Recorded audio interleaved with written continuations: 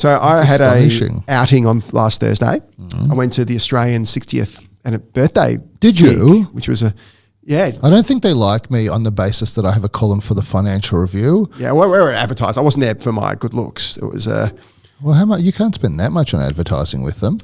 we spent a bit. Because with news, you Newspapers, mean? yeah.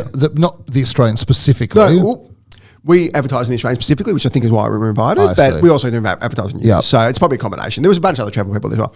As I was walking in, there's a lot of security around. You can imagine there was 3 prime ministers in the room. So it was, Right. there was Howard, Abbott, and Yeah. of course Albo. That said, whilst there were a lot of people around, obviously coming off the whole Trump thing, it wouldn't be very hard to take out an Australian prime minister. There was gaps everywhere in this place. Like you could have strolled in, like there was no metal detector. There was a million entrances. Nobody frisked me. Yeah. Nobody checked me. I gave my name, but somebody could easily have just. Yeah, it is very surprising. I totally agree with you. I think Australia is very easygoing about these sort of things, but I do agree. Like I always find the security surprisingly lax. On the flip side, if ever the Israeli ambassador is in an event that I'm at, it's completely different because thankfully in Australia, and hopefully this continues forever, we've really had no political violence in this country. Yeah. And so, you know, the theory of like wherever you see a sign, there's a reason for that sign. Like something's happened and now they put like, don't fall off this cliff. Exactly. Like exactly. And so I think like human beings are quite reactive to things, and luckily we haven't had to react to anything. Whereas the Israelis have had ambassadors shot, and well, that's why it's so unusual in the US. Like there is a bit of a history of presidents being shot, and Trump is an ex-president. Forget that he's a candidate; he's an ex-president, albeit not for a while. Reagan in '81. There is a memory. That's why stock markets crash every 20 years. People forget. I know, but they have shot and severely wounded. Parliamentarians, Gabrielle, I've got to say, I mean, her husband is essentially right. Mark Kelly. Mark Kelly is a vice president candidate potentially. So I'm walking into this big shindig, and it's always, I don't know how you feel going to these things, and when you're clearly I feel bored. I'm the least important person in this room. Me and the waiters are probably out on par. No, I reckon, so you won't be when you say important, you mean well known, and when you say least, you don't mean least because you only have like you're binary, right? You're at like most or least. Is it? You're two. That's how your switch works. I think the binary. No, but you won't. You would have been somewhere in the middle, I reckon. Would be my guess. Low bottom 2%. We'll be at the top end of success, by the way. Like those kind of places attract a ton of people whose main thing in life is being around. Well, I definitely wasn't power. number one because the person. Guess who I walked in behind. I'm trying to think about the most. Gina? No. But I went to the top end of that. I'm surprised Gina wasn't there, actually. Yeah. She wasn't. Who you walk in behind? Scott Farquhar. Right, okay. And his lovely wife, Kim. Who not far off, you're right. Yeah, so he was walking in, and obviously a lot of people... Maybe ideologically far off. Yeah.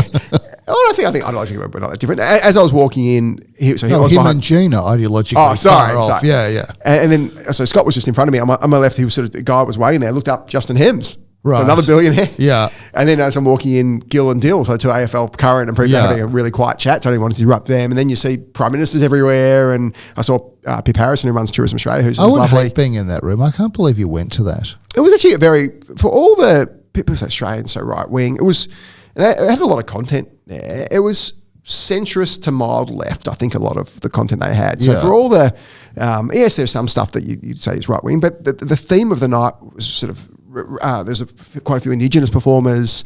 It was, I'd say, a very centrist event. Obviously, Lachlan spoke, but it was very sort of impartial. I know why people say the Australian is so right-wing, and parts of it are very right-wing, but it's also because things have the left has shifted so far into this crazy place that anything that's not insane looks like it's to the right. That's true. And so I think that's part of the narrative as well. But part of it's, part of it is irrefutably right. Yeah, 100%. But a lot of it is not. Yeah. Definitely the Australian magazine on the weekends. They used to have Philip Adams writing at the back page. I don't know if they still do, but that definitely is not anything like right. Yeah.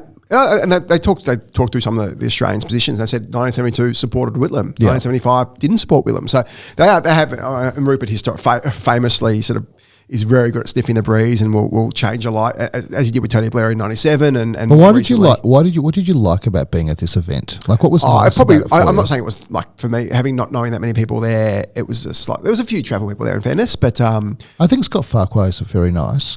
But I didn't speak to Scott, but like he seems nice. I've always I don't know him very well at all, but like all of my interactions with him have been nice. But the other people that you mention, I don't think I'd want to be in a room with them. I wasn't sitting at Tony Abbott's table. I saw him. Well, Tony Abbott actually, as it happens, on a one-on-one basis, which I've only ever met him once one-on-one, but or like small, not one-on-one, but small.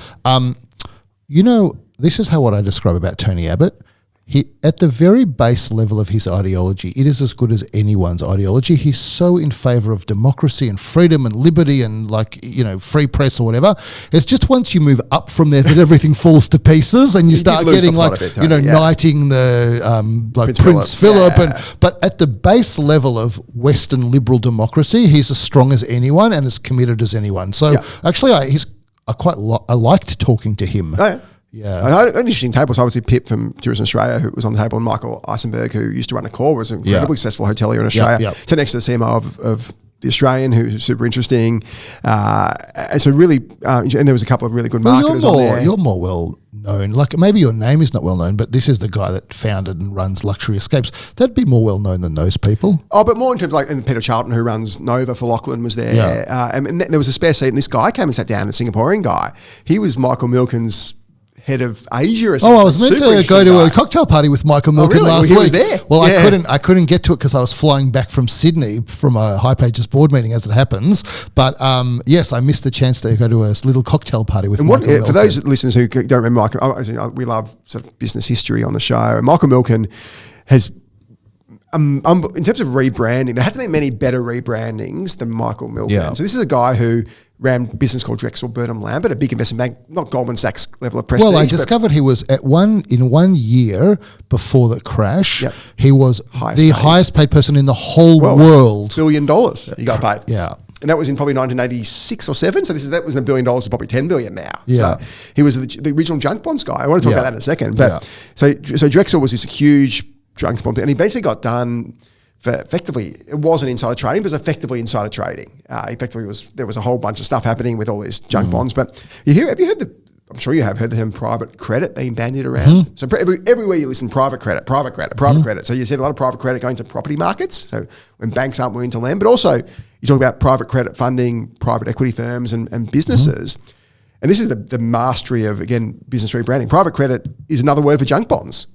Junk bonds are private credit. Michael Milken was the original private credit guy back in the 80s and funded all this stuff. Now junk bonds are back. They thought, we can't call them junk bonds. We'll call it private credit. Well, I thought the word junk wasn't a great sales pitch at the time. Like, it's just highly risky lending that you get paid a high rate in return for. Well, it's highly risky. It's below investment grade, so below B. That's right. And it was effectively what private credit is now. You can't get money from a bank. You'll go to one of these firms. And I agree. There's plenty of businesses like Rupert Murdoch used junk bonds to finance his Fox. That's why Milken was at this thing. Rupert Murdoch nearly bankrupted his business. That was 7 years later. Yeah. And the great story about Murdoch, I think it was height of recession, probably 1990, and he needed to refinance his debt because he'd bought TV Guide, Gemstar, or he over-leveraged himself. And he was literally at the precipice. He had to renegotiate his debt. He had this massive feud with Robert Maxwell, who didn't end up. So he died. Ghislaine Maxwell's dead. Did you watch the Tetris movie yet or not? Yeah, with Robert Maxwell in it. We talked about it on the show. Have we already spoken about you having watched that movie? We did. I think we're in this room. In this very room. I was sitting there. You were sitting here. The funny thing is, like, my memory for what you might loosely term facts is extremely Stuff good. That happened. Yeah, but not to me. Yeah, but. The minute something happens to me, my ability to remember it is basically zero. It asymptotes to zero within over a 2 day period. And so if you said to me, tell me about this thing that's happened in history somewhere, I think I'd be pretty strong at recalling it.